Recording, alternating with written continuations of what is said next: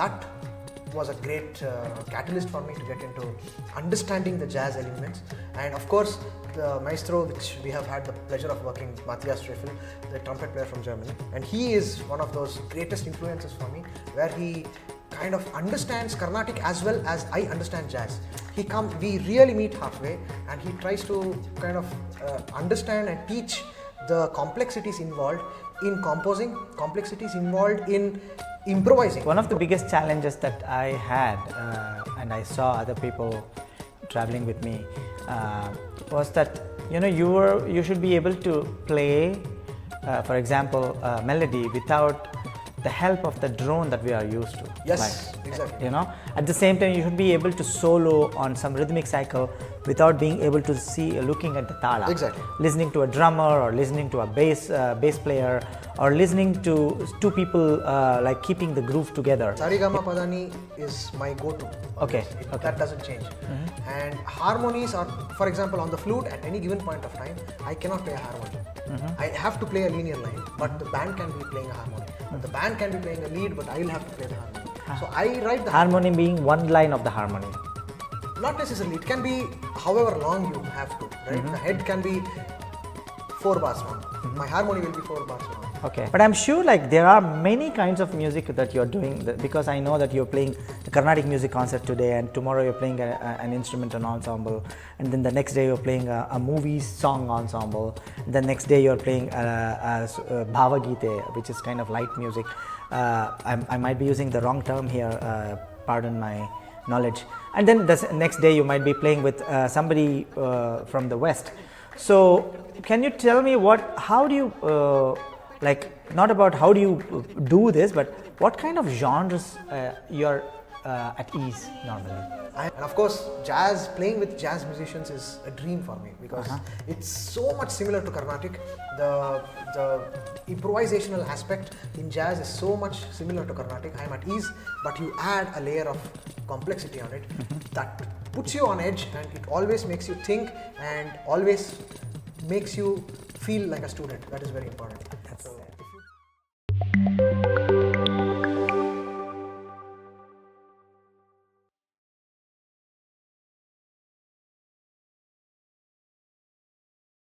Okay, keeping this IT side a little bit to the side, let's concentrate a little bit more on your music side. So, as far as I know, you're one of the few Carnatic or Indian traditional music musicians who is equally proficient in understanding the Western harmonies, and then collaborating with artists outside India who have absolutely no idea of Indian music. And I mean, like, because for rhythm I have been doing that as well for many years, but for rhythm it's all numbers, like there is always a starting point for rhythm. And then whenever I have tried to do the same with a melodic artist, it's been a disaster, because I could never take more than one step. Exactly. I mean, like I could only explain rhythms to people, but to latch to a rhythm artist was easier for me compared to the melodic artist. And then I have also seen that happening with some melodic musicians that I traveled with. They were unable to explain what they were expecting, or they were unable to deliver what the other person was expecting. So you're one of the very few musicians who I see that very seamlessly, like you understand what the other person wants, and then you also have the capability of asking what exactly you want to your composition, or if you want to play someone else's composition, you know what to ask, like how much you have to play. And then where did this start? There should be a starting point for this, and then how was the interest sparked in your mind? Like, because traditional musicians are not interested in something else. It's very difficult for them because they already have enough on their plate to practice, but you have also this ability. So can you talk a little bit about that? It all started with two people. One is sitting next to me, and another one is an amazing, equally good keyboard player called Aman Mahajan. When I started collaborating with him, if you remember, you were living in Subramania Nagar, the house where your mom lives now, and we were hanging out once, and then you showed me some of your work from, I think, the early 2000s with I don't know, with so many artists from the West, and you were telling, okay, this is what it is. Can you listen to it? Oh, can you see there are so many things happening? It's just not 4 people, it's just not 2 people. There are like a big band that's playing, and then there's a violin section, and there's a percussion section, and then on top of it there's a Mridangam, and I'm doing a Konnakol. This was a revelation for me at that point of time. I had never heard something like that. It was very new. I had heard fusion music, but for me fusion music was an overused term even at that time, because I didn't know what they were trying to achieve in fusion.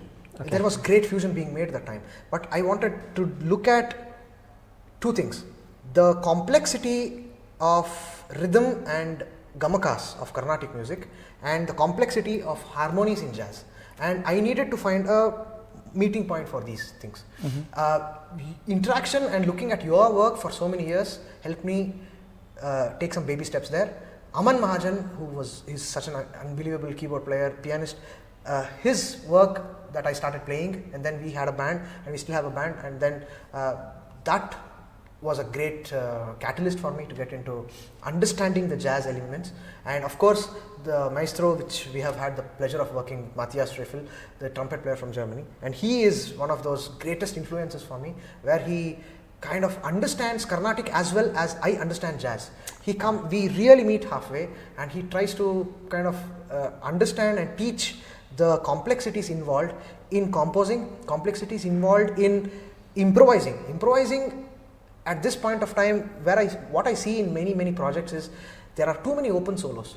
The open solos should be, it's great to have open solos, it's great for people to say a story in their solo and not interrupting them, it's great.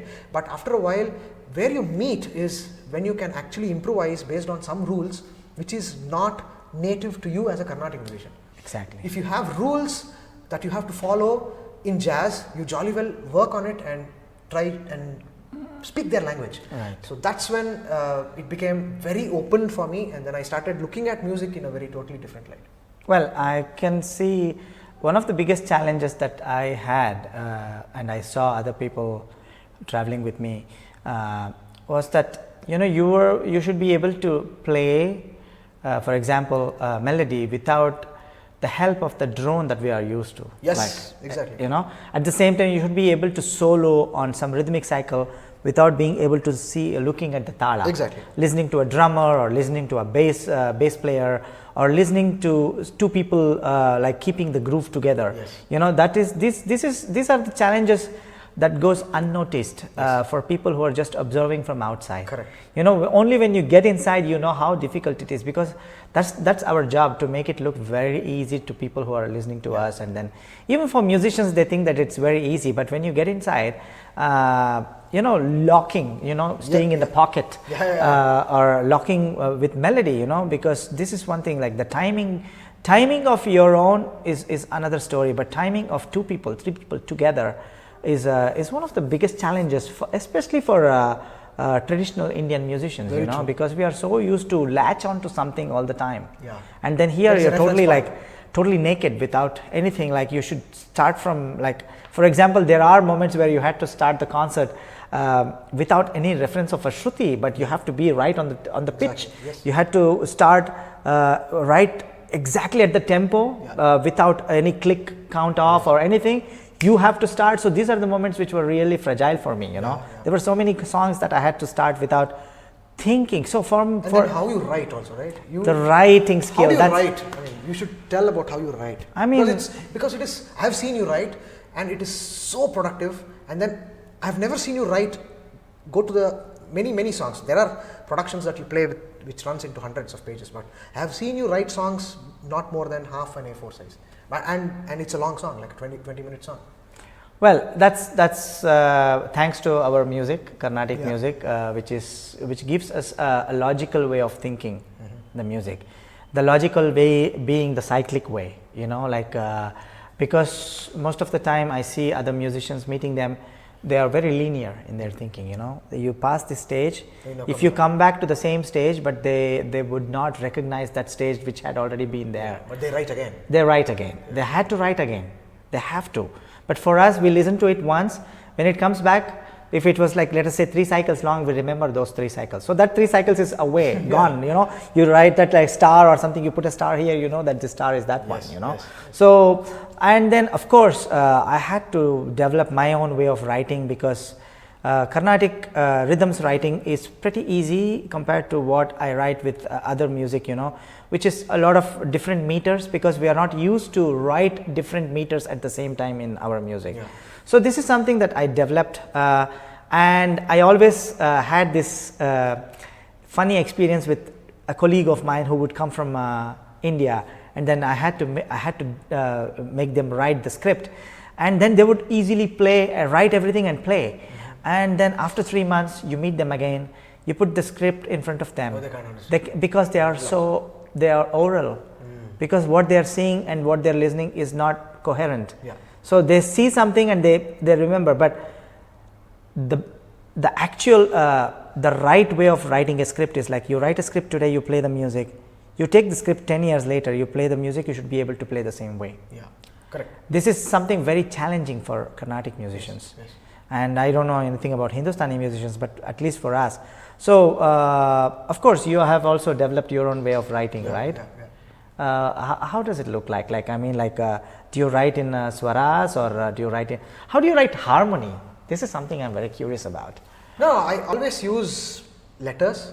Letters meaning? Sarigama Padani is my go-to. Okay. That doesn't change.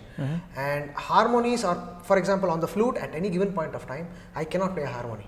I have to play a linear line, but the band can be playing a harmony. But the band can be playing a lead, but I will have to play the harmony. So I write the harmony being one line of the harmony. Not necessarily. It can be however long you have to, right? The head can be 4 bars long. My harmony will be 4 bars long. Or if the lead is 4 bars long, my writing can be, my lines can be totally different from what the 4 lines are, but I will write totally different. But at that point of time, any given point of time, I can play and align to one of these notes, Sarigama Padani. But the challenge is not that. That is the easy part. The challenge is to know that what I hear as a sa may not be the sa for everybody. So the challenge is for me to hear the sa that everybody else is hearing, so that I play proper improvisation. Otherwise, my selection of Indian raga will be wrong. So that the tonic is also changing sometimes every bar. It can change twice in a bar. So if you write a different raga for the next bar, that doesn't mean anything. It has to, even the tonic has to change, and according to the tonic, the raga changes. So how does that work? I'm like, I'm going crazy with these things I mean, here. it all comes back to how good our system of music is. For example, can you please show us an example, because you know, it's if people watching this interview, it can be a very good lesson for them as well. Just think of this very simple scale. Then, if this is a E, right? If I play a B from Pa, it's a totally different raga. Different raga, but you're still in the same succeeding notes. It's in the same succeeding notes. Let us say if you want to play a different raga from that tonic, that also happens? It happens because the characteristic of the first raga that I played, and from Pa, it sounds the same, because the characteristics of that raga I am still holding on to it. But now if I play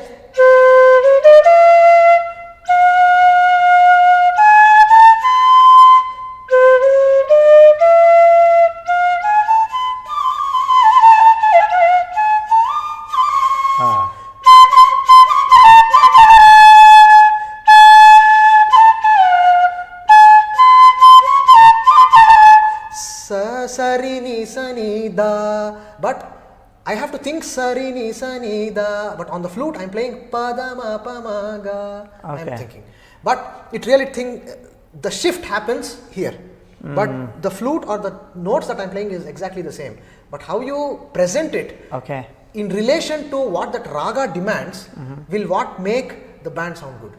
I mean, like you make it, you speak like it's very easy, but no, it is not. Even for, you make it sound it like easy, but I'm sure you have broken your head many times, and then I'm sure there have been a lot of times that you weren't not able to do it also. I mean, there there are songs or there are instances where I have just given up. I cannot. It's just too much for me. That happens too? Yes. For a musician of your caliber? There is no caliber question in this. It's a question of whether the music is possible for me. There are limits for me, and then I say no.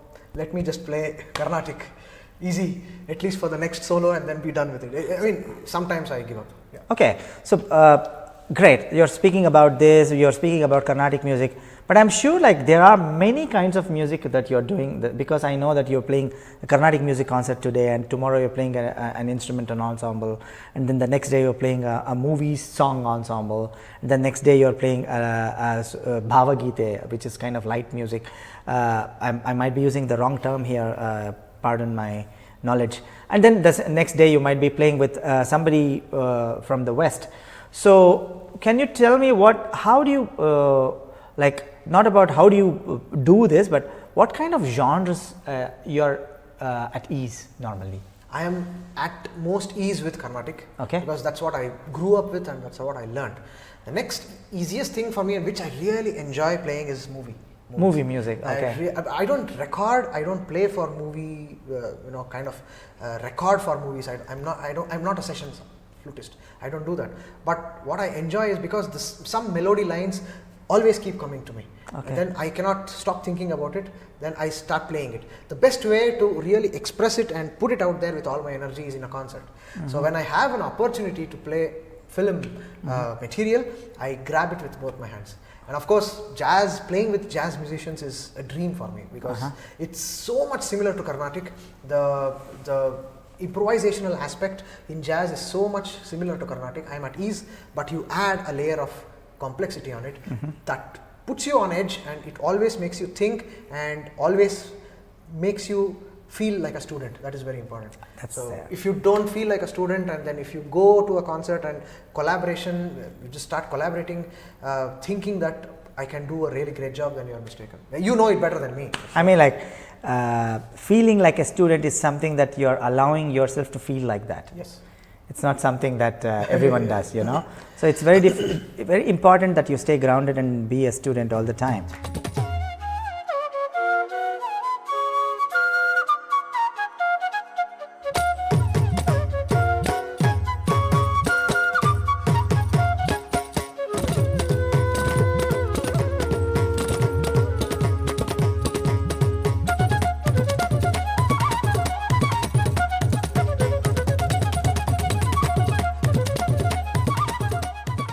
So, what kind of projects are you doing right now, like musically? Like, what kind of bands do you have? I play my solo concerts, and I have a band with you called Brahma and two other great musicians.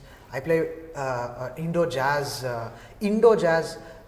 project called Mystic Vibes with Muthu Kumar, great percussion player, and Aman Mahajan. And I have the Amith project with my wife and Matthias Schrieffel, and then we invite guests. So it's visual and audio. It's visual and audio together. Yeah. And then one of my favorite and very close to my heart, another project is the percussion ensemble led by our guru. We hold him in such high regard, Anu Krishna Sharma, Shivu sir. He's one of the true mentors of absolutely. Almost every young musician in Bangalore, I would say. Yeah, absolutely. And he runs he heads this band called Laya Lavanya. Then I'm kind of fronting the band now, and it's so great to play with the boys. It's very nice to be involved with so many different projects. And then I, of course, freelance. Whoever calls me, you have a concert, I'll come and play with you. Well, I mean, like doing all these things, doing your job, do you still find time to practice? Not as much as I would like to. I mean, being totally honest, all hands on deck, I really don't practice as much as I should be practicing, because it's just 24 hours and I need my 7-8 hours of sleep. Okay. It's very also, important. You're a father, and then you have to be babysitting. That's I mean, I would give up everything for that. Okay. Nothing comes close to the situation at home. That is the most important safeguarding principles that I live by, and everything else is only complementing the wife and daughter situation at home. I, as protected as I am about these two individuals, I can design my life around it, and music comes second, tech comes second to family. That's about it. Well, I can clearly see you saying this, but I cannot make out the difference of which comes first, because you do everything equally proficiently. And then for that, I see that even the government of India has recognized your talent, and then you have been awarded this amazing one of the highest awards for the youth of India, which is called as Bismillah Khan Yuva Puraskar. I'm so much more happy that I got it after you got it. You were one of the first recipients of that. No, award. I mean, like, it was not about that. I'm talking about like receiving this award.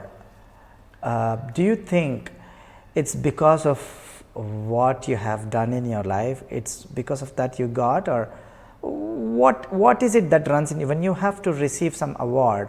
What do you feel normally? I will not lie, I feel really happy. I feel happy for the attention, I feel happy for the recognition, because I know at the back, it's true for all musicians or anybody who really sweat it out every day.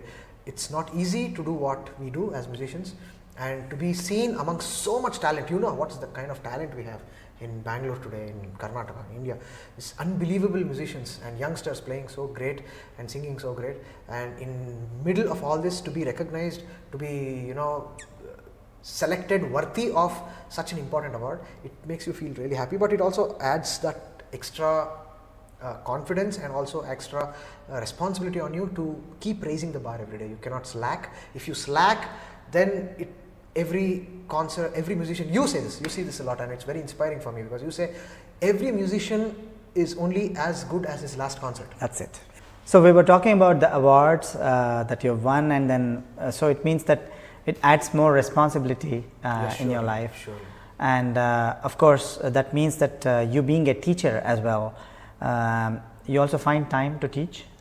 Sometimes I'm not the teacher that any regular student would want. I cancel a lot, but I see that few of your students are already playing on stage.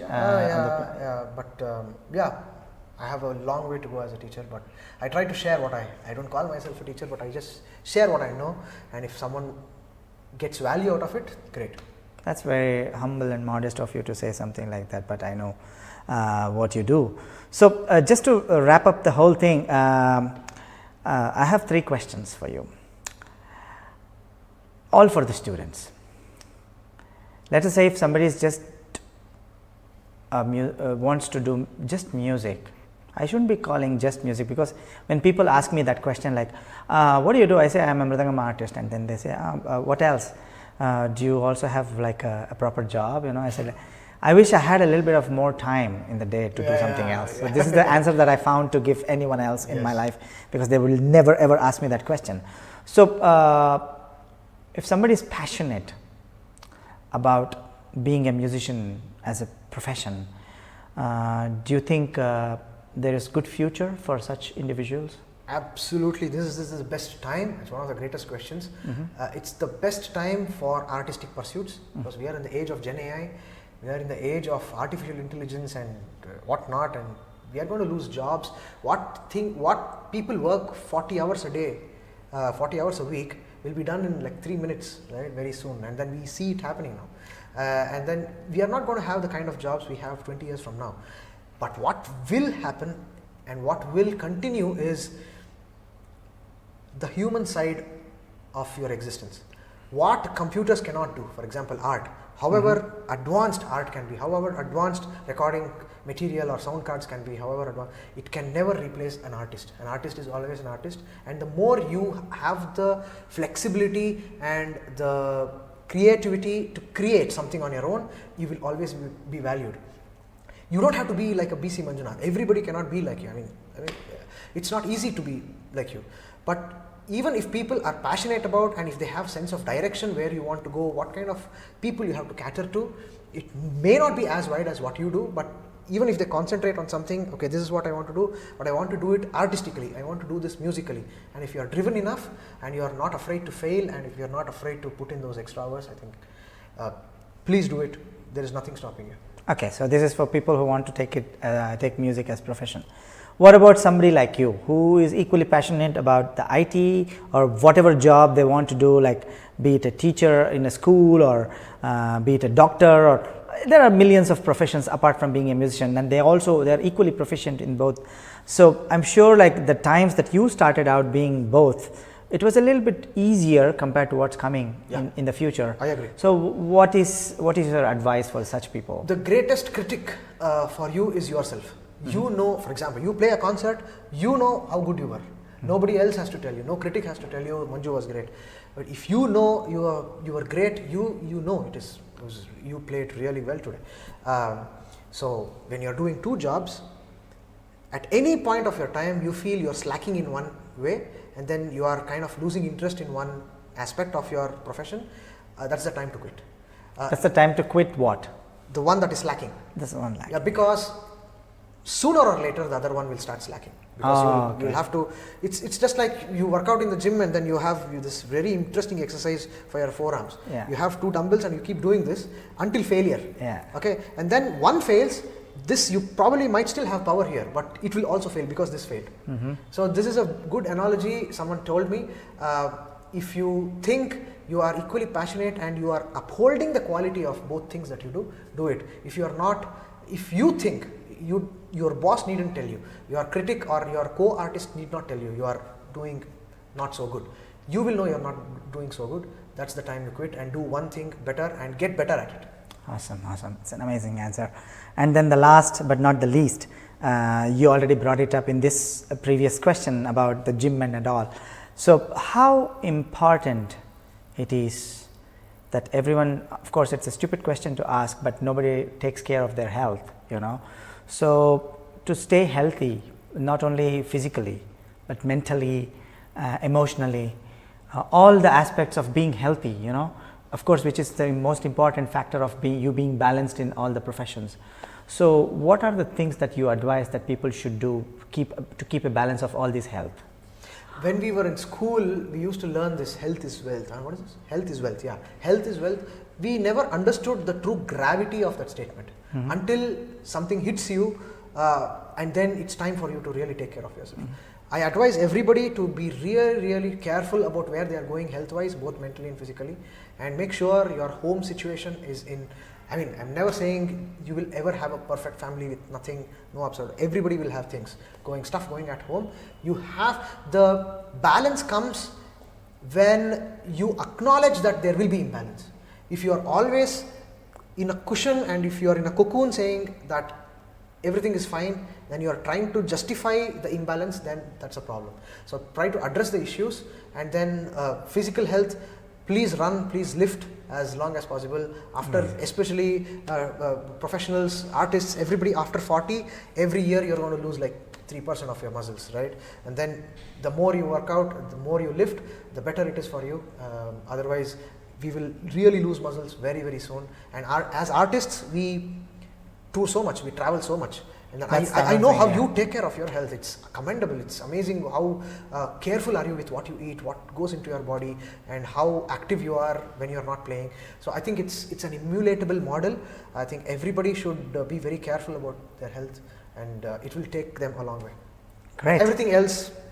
Awesome. So that a little bit of half an hour to 1 hour of physical exercise every day is a must. It is a must for everyone, irrespective of who you are. Irrespective. Hey Amith, this has been really amazing talking to you. Likewise. I mean, like, I know you for I don't know how many donkey's years that we are cousins, and but still there were so many things. We became cousins when I was born. You were born, that's right. So that's 37, 38 years ago. But I already had cousins before that, so that's okay. I mean, it's amazing that I get to know a lot about you when we talk formally like this, you know, because when we are casual, the real true thing never comes out, because we keep to hide things, you know, not to make other person get bored or anything. So this has been really amazing. Thanks to Livdemy for shout out for the commendable job that they are doing in the fine arts field and in the education fine arts education field, and the quality of people they bring in to do this. Yes, work, right? yes. It's amazing. So it's amazing. So thanks to Livdemy, and then hey man, Thank you very much. Thank and you. then Thank good you. luck. It's like a dream that someone like Manju, not because he's my brother or anything, to be interviewed by the OG BC Manjunath. It's nothing short of dream come true. Thanks to Livdemy, and thanks to the universe for manifesting this. Thank you.